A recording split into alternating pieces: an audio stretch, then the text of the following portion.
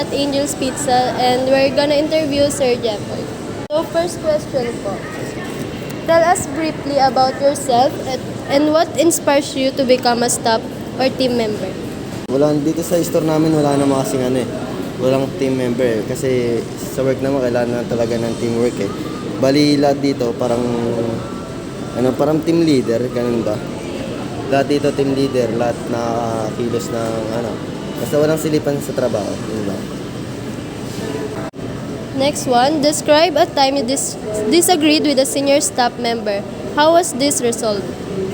Sa alitan dito kasi pag may mga problema kinakausap kami ng mga manager namin eh. Tapos pag-uusapin na kami ganun para hindi umaano yung parang problema ba para masolusyonan agad. Yun lang. Thank you po.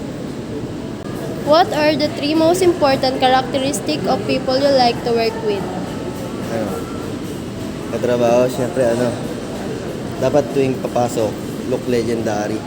Tapos pag may nang-promote kasi dito parang dapat yung share mo yung mo, parang supportahan mo na lang ba yung mga dito. Tapos Next question po. Has your team ever failed to reach a goal? If so, what went wrong and what did you learn from that experience? ito, tulad nito ngayong araw, may audit kami. Yung audit kasi namin, doon kasi yung ginigrade namin.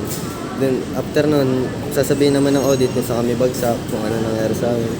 Tapos ayun lang, after nun, doon kami mag-general meeting, doon namin pag-uusapan ng mga team namin kung ano yung dapat namin i-improve sa trabaho. Last question. What makes a team function successful? Siyempre, function success, teamwork, yun lang.